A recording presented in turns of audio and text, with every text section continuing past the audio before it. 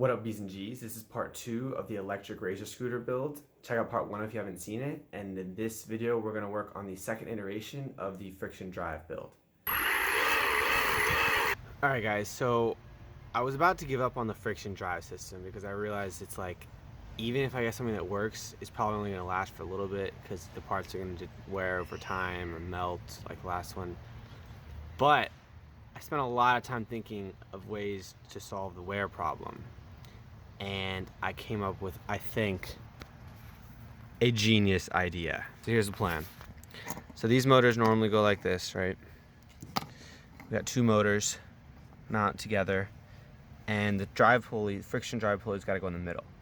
So 3D printing didn't work. The plastic melts too easily. I have no idea.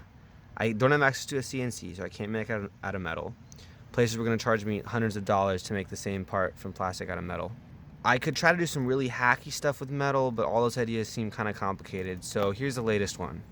Got a skateboard wheel that's about the right diameter, just a couple millimeters too big. I'm gonna put the skateboard wheel, it's not quite perfect size yet, but I'm gonna put it like that, okay? I have to shave down the sides so that it can totally crunch in all the way. But now you ask, okay Eric, cool, but how are you gonna transfer the torque from the motor to the wheel? So here's my idea. I found these are skateboard axle washers or spacers. So I found these spacers that fit perfectly in the grooves of this prop adapter. Remember, this is a prop adapter that came with a motor that I chopped off the top. So technically, if I embed these, if I drill holes in here that are the perfectly spaced distance apart, and then embed these washers into those holes, this will slide right on here and transfer torque via these shapes. So step 1, I took the 3 spacers how they should be, zip tied them around the main adapter, and this is going to be what I use to make my template for the alignment of the holes that I drill. This is my main template plate. So I need to make sure that the marks for these outer holes are concentric with the inner hole. So what I did, drill a hole in this plate, put an 8mm bolt through it, and this thing fits inside of here. That way this 8mm thing fits in. So it happened to be the right size. And now these are all aligned. I just marked with Sharpie the 3 center holes. Now I'm gonna drill them out. Alright, so now that I have my holes drilled, the ones with the X's are bad ones, I kind of screwed up. What I'm gonna do is I'm gonna take this template in this bolt hole, take my skateboard wheel with the bearings in it, pop it through there, and I'm just gonna clamp this onto this wheel, and then I'll drill straight through those holes with my drill press. So I just finished drilling those holes with the drill press, and I think it's actually gonna work. Here's the first assembled test. I just gotta shorten the wheel so that it fits in between the motors. I chopped the wheel using this chop saw to the drop saw to get the width of the wheel down.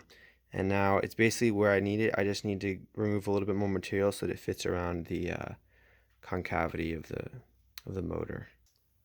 Alright, so I know this looks super sketchy, but I don't have a lathe, so this is called being resourceful. Here we go.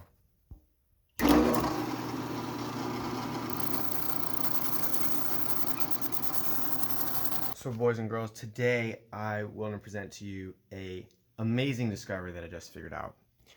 Took me various iterations, but I have developed a lathe using a drill press, a vise, and a chisel.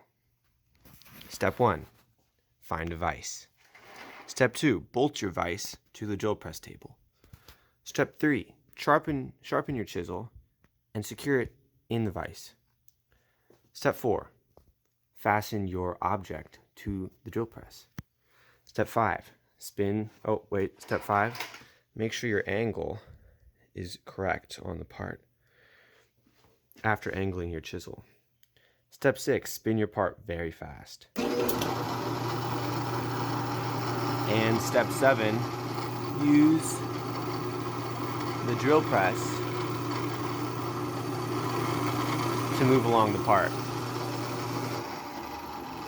your result will be a highly concentric part, and you can even do cool things like put grooves in it with your chisel, as I have done. Pretty proud of myself for this discovery. Hope you guys can use this trick too. All right, first test with the no 3D printed parts, the new friction drive pulley. Here we go. Yeah, I know, it looks like an absolute dweeb, so save yourself the comments. Here we go.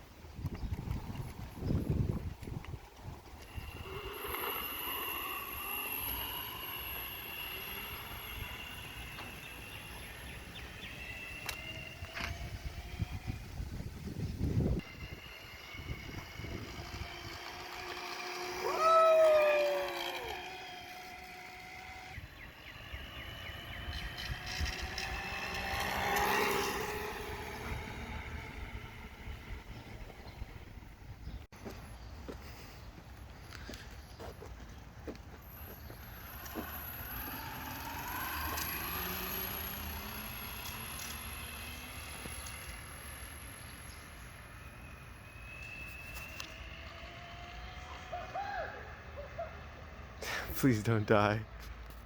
Thanks for watching, guys. If you guys like my videos and want to see more, don't forget to pound that subscribe button and check out the other videos in this series.